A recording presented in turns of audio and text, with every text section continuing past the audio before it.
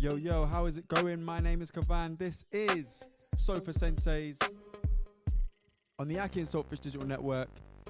You're joined by me, Kahvan, and unfortunately Rachel can't be here with us today, but don't worry, we had a crazy weekend of fights. A Nigerian nightmare for many Nigerians across the world. And the new Leon Edwards becomes the UFC undisputed welterweight champion of the world. And still, Usyk still is the unified heavyweight champion of the world, defeating Anthony Joshua by split decision. I didn't mention how Leon Edwards won. We're holding that for later. If you know, you know. It was vicious. It was spectacular. MVP lost his bare knuckle fighting championship debut against Mike Perry on a points decision. Lots of controversy surrounding that. Oi, listen, it was a mad weekend. I'm still tired. I'm still collecting my thoughts. I'm still trying to catch up on some rest that I completely missed. But let's get straight into it. We are the SOFA Senseis. We are the couch coaches. We are the armchair experts. This is the akhi&saltfish digital network. Let's get stuck in. So, the first thing that I'm going to do is I'm going to approach this in chronological order. And I'm not going to go into too much detail about the undercard of any of these events, purely because I didn't watch many of the undercards, and they won't live up to the hype of the main events, right? So I will touch on some of the UFC events, but other than that, we're not going to touch on the undercard. Right, so chronological order. The first thing that happened in this weekend of combat sports, it is August 20th, and right now it is 7:36 p.m. Look, you're seeing probably a very close-up video of me right now. We're still working on getting the videos where we want it to be, but I hope you appreciate the fact that we did do a video anyway. So yeah, enjoy. Right. MVP versus Mike Perry, a fight that came out of nowhere, a fight that nobody demanded, nobody expected, but as soon as it was announced, it was something that we couldn't get enough of. I was incredibly intrigued. I was very interested to see how MVP would fare in bare knuckle. Mike Perry has made a bit of a name for himself, obviously in the UFC, being a wild man, outside of the cage as well, a wild man. But also, in terms of bare knuckle FC, he beat Julian Lane, you know, the "let me bang, bro" guy from Tough. So he beat him. He's beaten a couple of other people as well, I think. He's done good, right, in his bare knuckle career. So putting him against MVP, it's almost like Eubank versus Ben. MVP should win because he's got cleaner striking and, you know, he's a striking expert. But there is that grit, that determination, that toughness of Mike Perry. The reason I liken that to Eubank Ben is because Eubank should win because of the size difference. However, there are a lot of intangibles like what the weight's going to do and also how hard Conor Ben really hits and if that translates up the weight. That's the comparison. Bit of a tenuous one, but a comparison nonetheless. Look, Mike Perry dropped my MVP in round 1. Yeah. And although by the end of the 5 rounds, a lot of people had MVP up 4-1, and therefore there was no need for a sudden death round, which Mike Perry won and therefore won the fight. That's probably an entertainment value factor in all of that. You know, the promotion probably spent a lot of money on getting MVP over, and likewise, you know, paying Mike Perry as well. So for them to get an extra round out of the 2 fighters, okay, it's a worthwhile cause for them financially. So yeah. By all accounts, MVP was robbed on the cards, even as the home fighter. But of course, he's not the home fighter in terms of bare knuckle FC because he's still signed to Bellator. This was just a one-off event for him. In terms of what happens next for both fighters, I'm a little, you know, concerned about MVP's career. You know, he's 35 now, I think. Definitely creeping up there anyway, and he's probably not going to be a Bellator champion. It doesn't look like he's going to sign for the UFC anytime soon. He is making, you know, taking these big fights for money, but it's not like he's on a crazy win streak either. This fight he had last night was the most damage I've ever seen him take in a battle. He looks like a completely different guy as a result of that damage. I think he's a little bit lost in terms of his career. Like I don't know if he's got that clarity on what it is he wants to achieve, or maybe it is just money, and that's okay. But yeah, a little bit disappointing. Although I think he won the fight, the whole journey of all this, and again, although interesting and intriguing, it's a little bit concerning as well because what are you really doing, MVP? You know, that's what's going through my head right now in terms of that. So we've got that. Okay, we'll move on. Nothing really else to say about that. I mean, I wish both guys the best.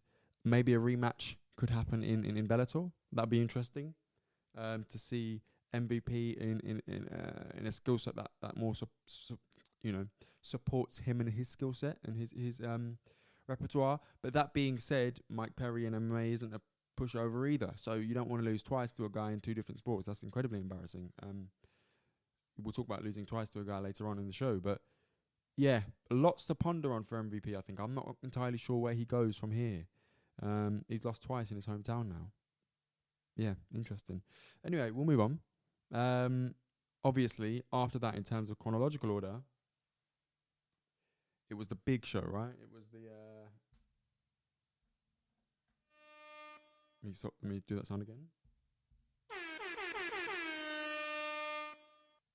AJ versus Usyk. So in terms of the undercard, I'm trying to think of anything that stands out to me on that one. We've got Callum Smith knocking out his opponent in 4 rounds. That therefore means he's now the WBC mandatory for the light heavyweight championship. He looks huge as a light heavyweight. I don't know why he didn't do it earlier. Or he was actually asked why he didn't do it earlier, and the answer was Canelo. Lots of money obviously on the table when you fight Canelo. Payday. So for instance, the next fight for Callum Smith seems to be Arthur Beterbiev versus Callum Smith. Obviously, Beterbiev already has to fight Yard, and he's now injured, so that's been delayed. It's meant to happen in October. It looks like it's going to happen early next year.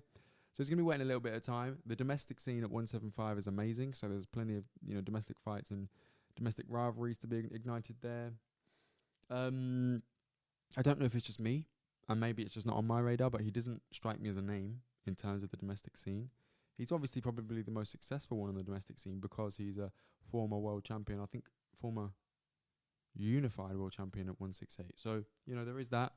But in terms of, bums on seats or striking interest, that being said, 2 performances at 175 have been exciting knockouts. So maybe that will build over time. But in terms of me and my interest, Callum Smith isn't that guy. But yeah, interesting to see how his career goes. I'm trying to think anything else on the AJ undercard. You obviously had Hrgović versus Zhang Zheli. Very interesting. Zhang, clearly old, first of all, but tough, durable, punches seemingly hard. Filip Hrgović, his dad did die recently. So maybe that explains a bit of a lackluster performance on his behalf. Not an amazing fight. Both look beatable by the next level above, and the level above I would say is probably the Joe Joyces. Then you've got the AJs, the Furies, etc., and the Usyks. That's the level above as well, right? So, yeah, interesting. In terms of that fight in particular, one thing I noticed as I was watching that was the canvas and how wet it was getting and how slippy it was getting, and the implications that would have for the next fight in AJ and Usyk. But we're not here to talk about Filip Hrgović and Zhang Zheli, so we'll move on from that. We're here to talk about the Nigerian Nightmare Part 1 of the night for Anthony Joshua, the redemption fight, shall we say. Let's get into it. What was the narrative going into this fight? The narrative going into this fight was AJ has to win for the sake of his career. Usyk is going through a war right now in Ukraine, so he's fighting for a deeper motivation within this fight. In order for AJ to win, he has to rough up Usyk. He has to beat him up. He has to impose his size and really, really rough him up. There was speculation that Usyk put on about 15 kg in the lead up to this fight. That proved to be not true. There was speculation that AJ was slimming down in the lead up for this fight. That again proved to be not true. He actually gained 4 pounds in the process of training for this fight. Negligible amount in terms of heavyweights and the proportion of their weights overall. How did the fight play out? The fight played out like a new and improved version of the first fight, really. AJ was better. He was more aggressive in spots. Usyk was up for it though. And I think that was a big part of this fight, and it's part of the last fight as well. Usyk was up for it. He wasn't going to be bullied. He didn't want to be bullied. He knew when to move around, but he also knew when to just have a scrap as well and throw a few shots, and not just a few shots, but multiple shots, volumes of shots to ping AJ a few times. I didn't like, while I was watching this fight, AJ's reaction to being pinged. He always, when he did get buzzed on a few occasions, he just looked to stand still. Frustrating at times, but ultimately, I don't think AJ should be disappointed. He was better than his last fight. It's probably one of the best AJs we've seen, obviously, other than being purely destructive against lower level fighters. He did compete. He won on one of the cards, probably not on my card, but he did win on one of the cards. And he is fighting a pound for pound number 1, number 2, top 3 at least. And he come up short twice. That's okay. But that's okay for me as a SOFA sensei. That's okay for me as a member of the public. That's okay for me as a man who has an identity detached from boxing. When your identity is being Anthony Joshua, heavyweight champion of the world, and now you're no longer Anthony Joshua, heavyweight champion of the world, you're Anthony Joshua contender, heavyweight contender, former 2-time heavyweight champion of the world.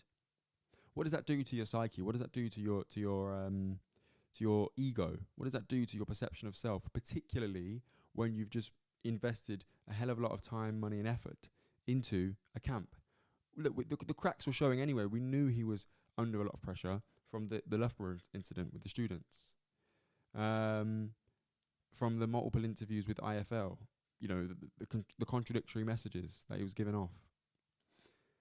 AJ, as a man, has carried British boxing for at least the last 10 years. At least. He was the great British hope in terms of heavyweight boxing and boxing in general. There's many boxers over the last 10 years, particularly over the last 5 years, who have earned career high paydays as a direct result of AJ's involvement in the sport of boxing in Britain. Stadium after stadium after stadium after stadium. He deserves our respect at the end of the day. And I see a lot of people judging him and saying disparaging comments after his outburst at the end of the fight, which was incredibly odd, definitely. He gets the result. Then you see him shouting and getting aggressive at someone in the ring. Then you see him throwing the belts down and saying, is this what it's about? Then you see him walking off, which seems like he's going to stop and have leave. Sore losers kind of vibes. Then he turns around, he comes back in the ring, he grabs the mic and he goes on a long, long monologue about a bunch of different things. Rocky Marciano being 14 stone and I'm a big 18 stone man. He goes on about Ukraine. I don't really know what's going on there, but it's not nice. He goes on about, what else is he going about? Hip hip hooray 5 times, incredibly random. Champ, champ, champ, champ. Odd stuff from AJ, but lest we forget, yeah? Concussion. AJ just spent 12 rounds being pinged left, right and centre by pound for pound number 1. Accurate puncher. Powerful puncher as well. Underrated puncher.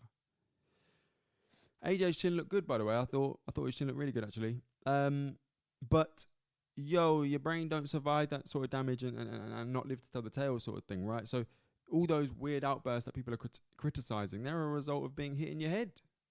I'm sure of it. And, of course, being emotionally broken from putting your heart and soul into a camp, which led again to the same result as last time. He had to cut ties with Robert McCracken. What did that do to him as a man? A man that has nurtured him and seen him grow. He had to let go of him for what he thought was, a victory in the end. And actually, it was the same result. What does that do? What level of pressure is that? You see it as AJ's walking into the ring. You've got a bunch of people, hanging on to him as he's walking in. Those people are all paid by AJ. Every single one of them. If AJ loses and his money goes down, their money goes down. He internalizes that pressure. He sees himself as a provider for his community. And by community, I mean, local internal networks. But that's a huge network. So yeah, I understand the emotional outbreak. I understand the mental breakdown. And ultimately, I wish AJ well, and I hope he's all right.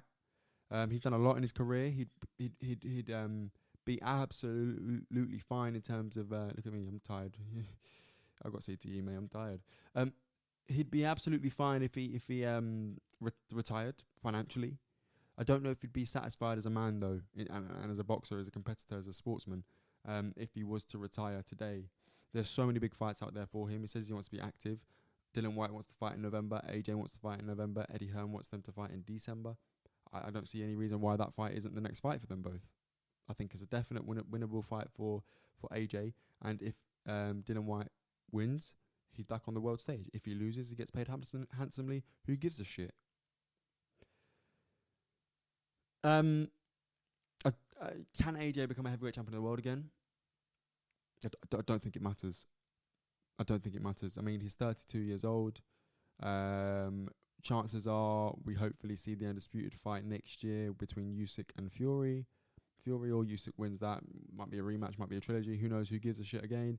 I think they both then retire after the result of that, adventure between the two of them. That opens up the division again. Even if they don't retire, the chances of them consolidating all the belts and keeping them there is very slim. Ask Josh Taylor, who in his last fight was the undisputed champion. He is now only the WBO champion. He's lost all those belts in the process of mandatories being called, etc.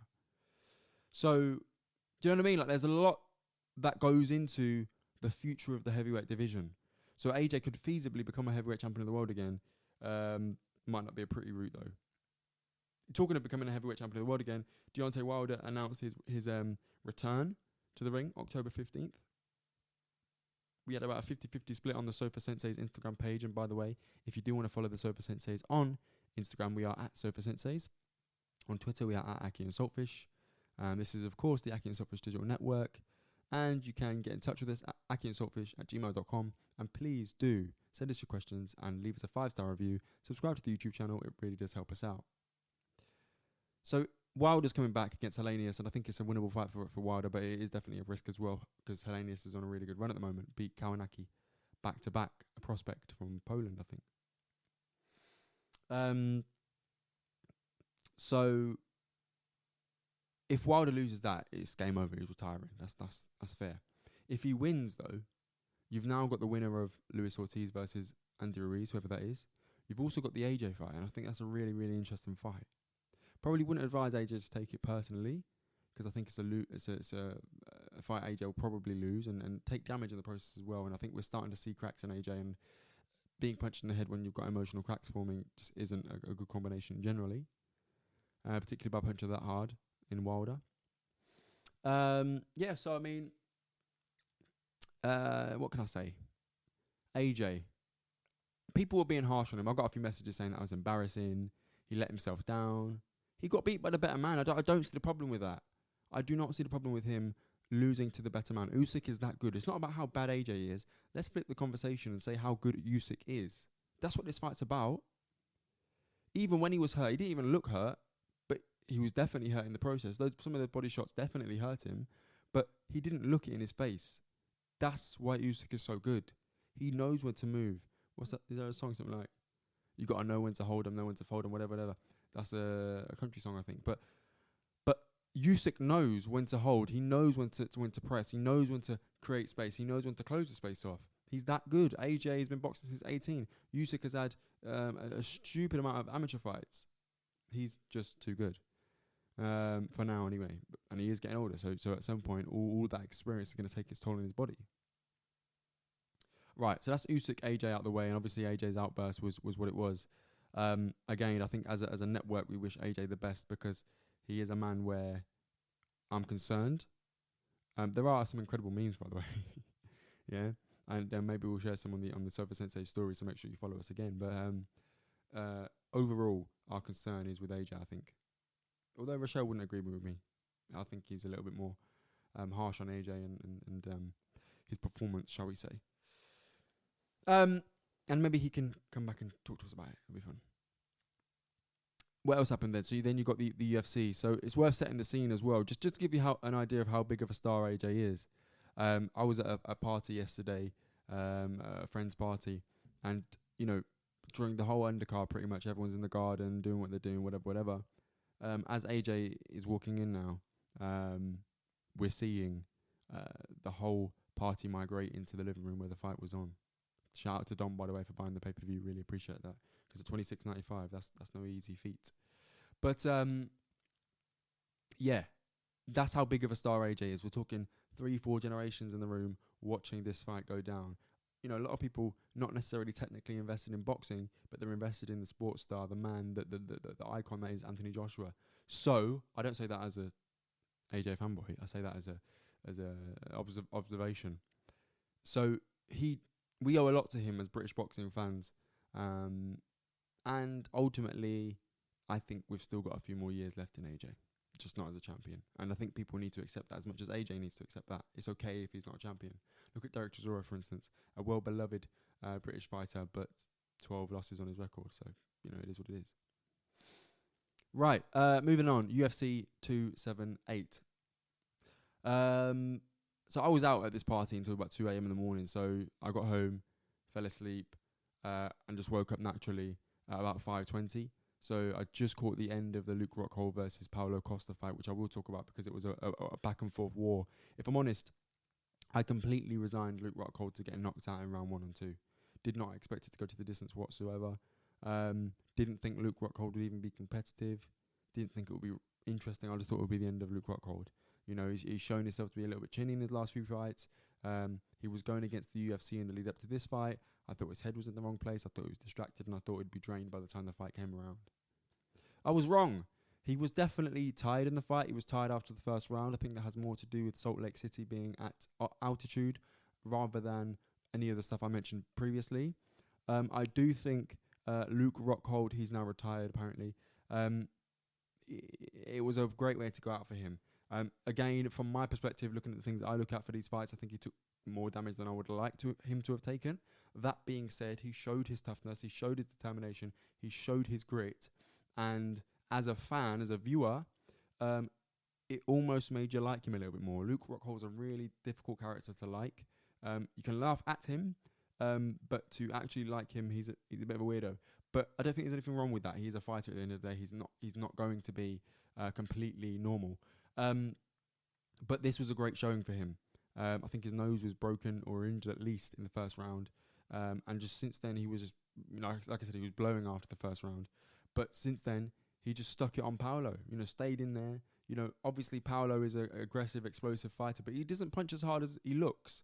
That's evident from the fact that Luke Rockhold stayed in there for 3 rounds. On the ground, Luke was more sloppy than you'd expect him to be, but he was still able to keep Paulo on his toes, and that meant the fight would go on longer than perhaps otherwise.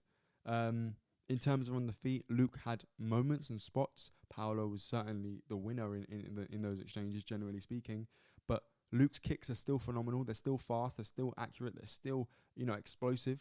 So that's still a selling point for Luke Rockhold. He is 37. I did think in this fight in particular, he looked really skinny. You know, in the lead up, in after the weight cut, even in the cage, on the octagon, he looked really, really skinny from my perspective. So that's probably a sign that his body's done. Like, he's been doing this for years. He was the Strikeforce champion, the UFC champion. He beat Chris Weidman, who would just beat Anderson Silva back to back. And when I say beat Chris Weidman, he decimated him.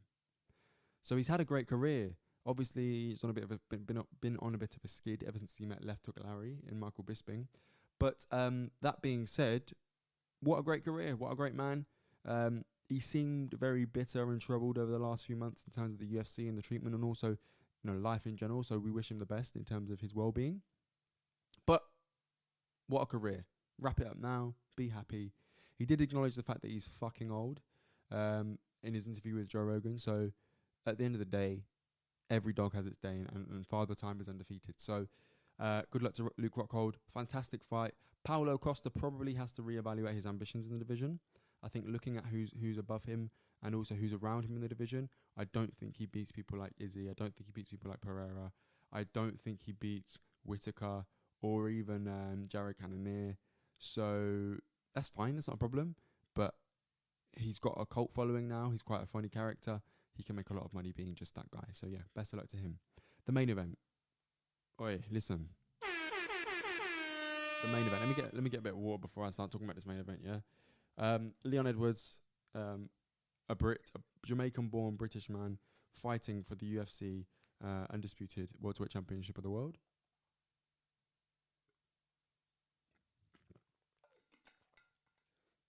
Against the one and only Nigerian nightmare, KAMARU Usyk, the pound-for-pound #1 fighter. in the world, and on the verge of tying Anderson Silva's unbeaten streak in the UFC with 15 victories in a row at this point, and Anderson Silva on 16. How do I say this? Round 1 was a fantastic round, really, really interesting round. I was just about waking up when I was watching this. So obviously Usman does what he's doing. He's pressuring him. He's got a really snappy jab, really powerful jab. He's imposing as a character in the octagon because he's not afraid of being taken down, and he's very confident in his own skills at being able to take you down. In the process of imposing himself on Leon Edwards, he does get a connection on Edwards in terms of getting his hands around him. But Leon Edwards reverses that and he takes down KAMARU Usman. He is now the first man in UFC history to take down KAMARU Usman.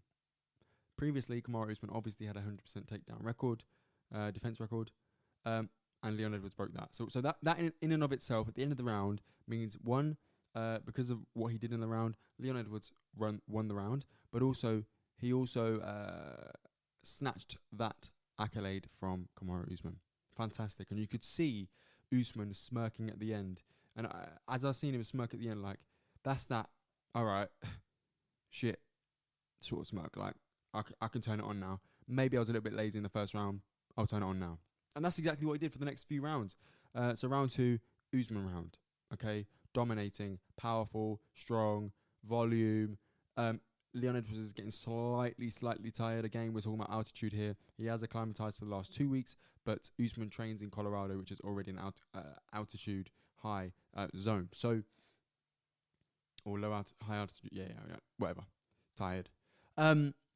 So yeah, Usman's engine is always incredible. And to be honest with you, I'm a little bit suspicious of his engine. Some people call Usman the CEO of EPO. I'll leave it there. I won't say too much, but yeah. He's just dominating him. He's putting it on him. And you can see round by round by round, strike by strike by strike, takedown by takedown by takedown, clinch by clinch by clinch, where Usman is generally getting the better of Edwards. You can see, in my opinion, the life, the heart, the will to win drain out of Leon Edwards, which is incredibly disappointing. As a fan, one as a Brit and as a Jamaican as well, watching this, incredibly disappointing, man. And I'm thinking, this is your opportunity.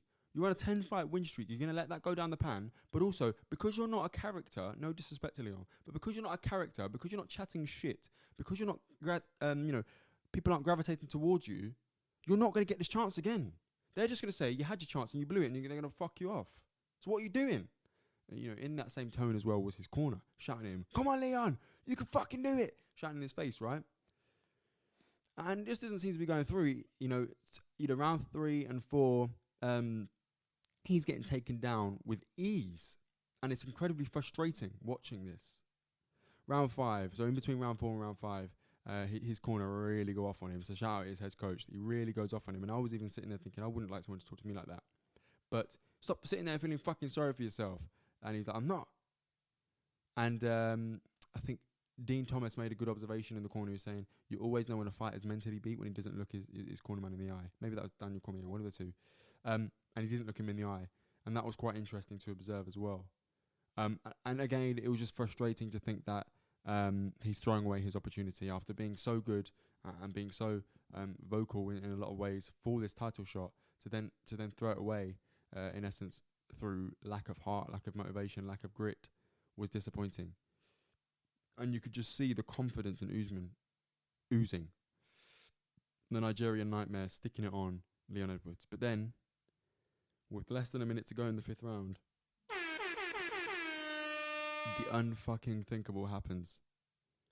KAMARU Usman is on the receiving end of a left high kick clean to the dome. He drops like a sack of potatoes. He stares bleakly at the lights. Out at this point. Out. Completely out. Breathing like that, right? That's when you know he's out as well, right? This is the cover for this show as well, for this episode. And what the fuck? You know when it's like 6 in the morning, half 6, I don't know what time it was, but I get my phone out right away, start chatting shit to the camera now, making sure everyone knows SOFA Sensei'S is watching this fight, because that's really important to us. But What happened, man?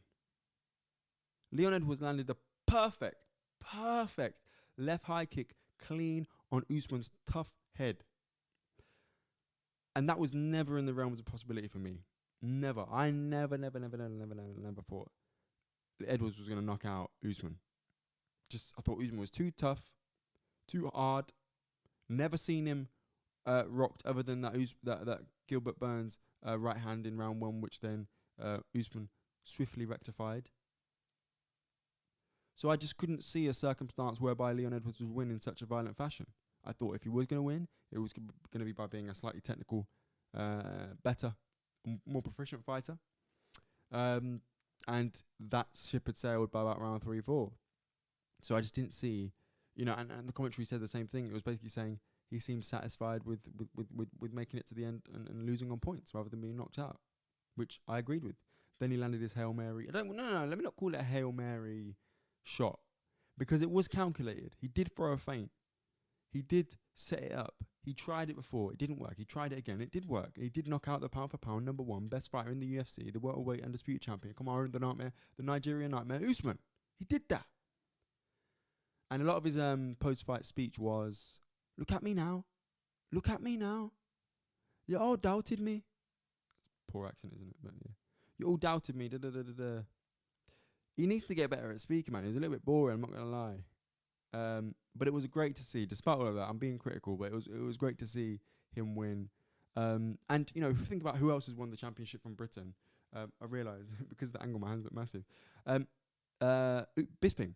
Look what winning the championship done to Bisping's career. He became a loved character, and I really do hope that's what Leon becomes. Rochelle and I, we went to Birmingham O2 to see Bisping's Tales in the Octagon or whatever, something like that. Show, one-man show, really good show. And obviously the reception from the crowd for Bisping was huge.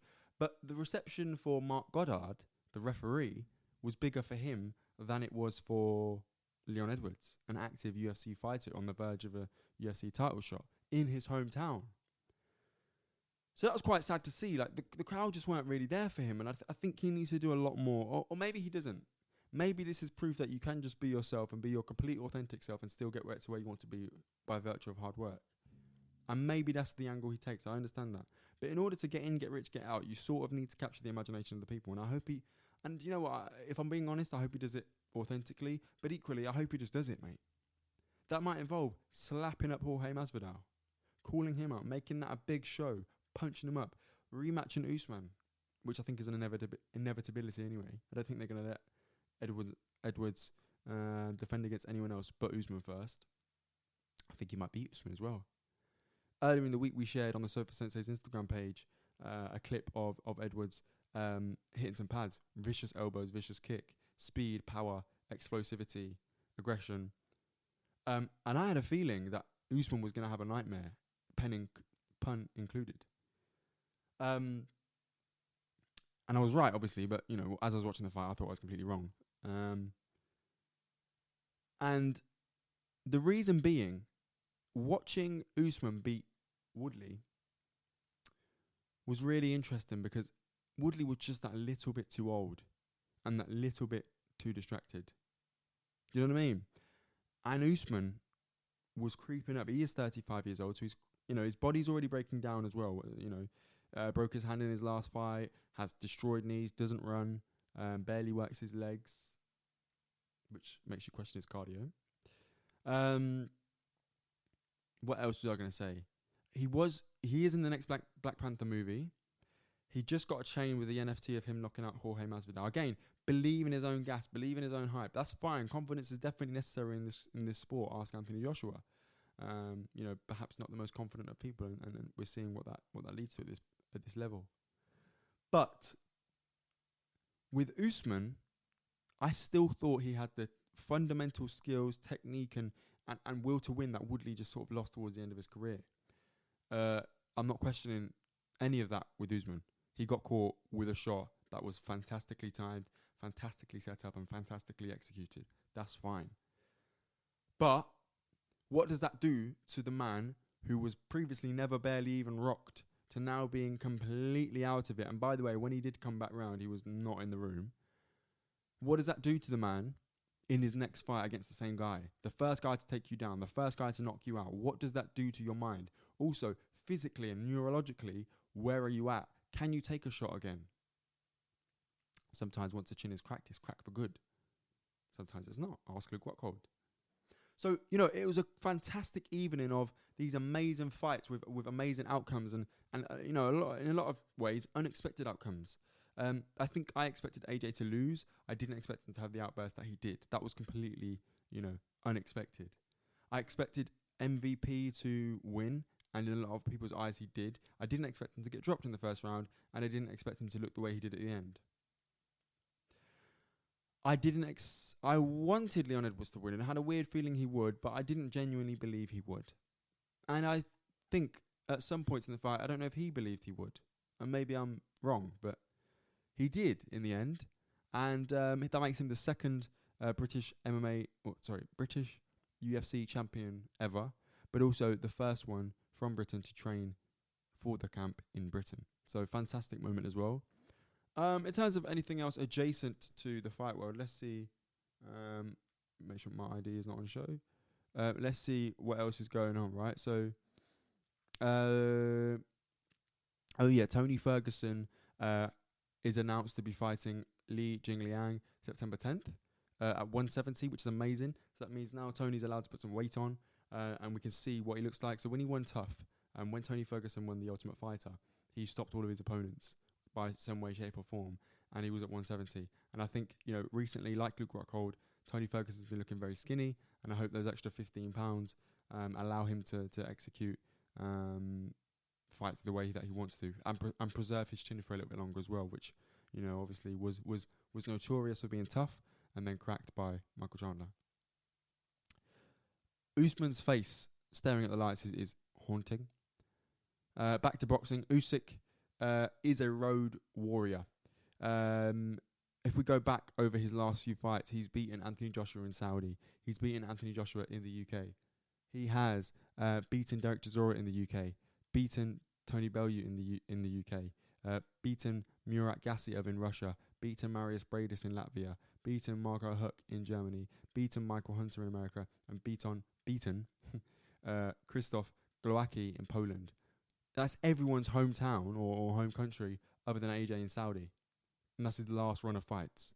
The guy's a phenomenon, and we should value him a lot more than we do. I think the language barrier is a huge problem for Usyk and his relatability for the rest of the public. Obviously, he is fighting a war, so in terms of conquering that language barrier, he's got bigger fish to fry. But an amazing night, an amazing, amazing night. I hope that satisfies your need for a review from us. I mean, I don't know if we went into enough detail in terms of AJ's outburst. He said some weird things, you know, what the fuck do the belts mean? And I sort of agree with him, to be honest with you. The belts don't really mean anything. They cost a lot of money. But it is nice to have an undisputed champion every now and then. He said things to Usyk like, how could you beat me? And, you know, I was determined. I'm powerful. I'm strong. You beat me because of skill. And people took that the wrong way. They thought AJ was saying, how could you beat me?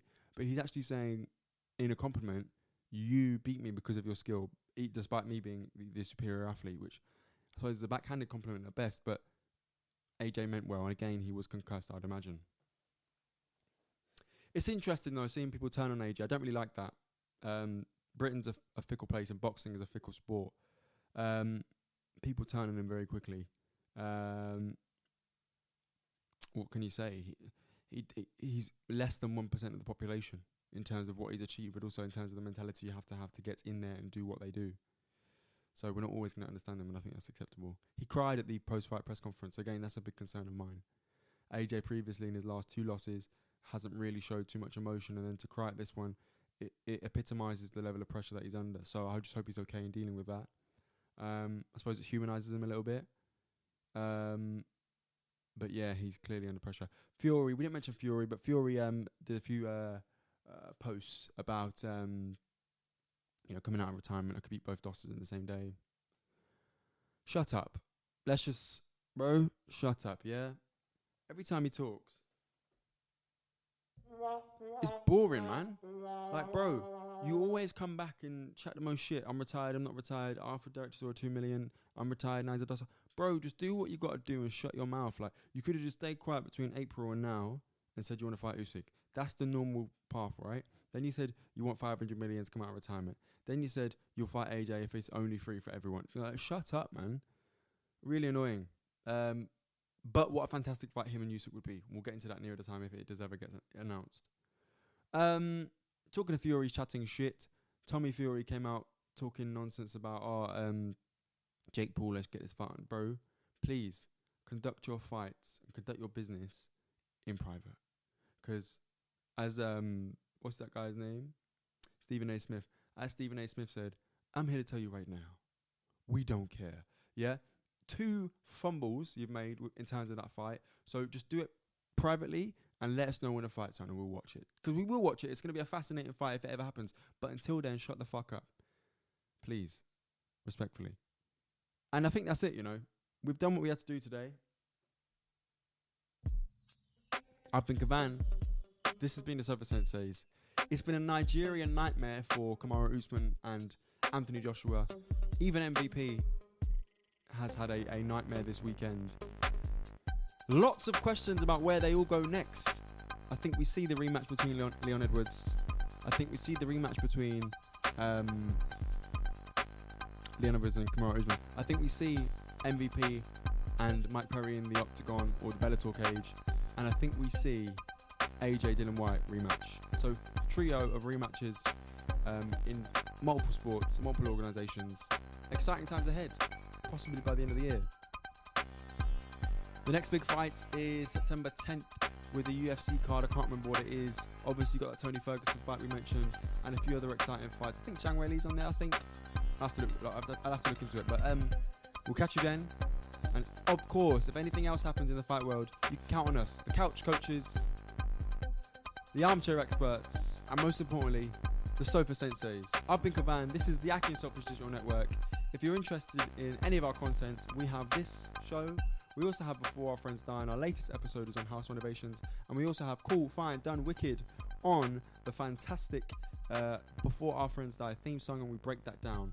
It's all about music in Cool, Fine, Done, Wicked. So if you enjoy music, check that out. If you enjoy combat sports, stay right here on SOFA Senseis. And if you enjoy random things about life, get into Before Our Friends Die. We've got something for you, I'm absolutely sure. Please like, subscribe, comment, share, and leave us a 5-star rating review on any of your podcast platforms. We really appreciate it.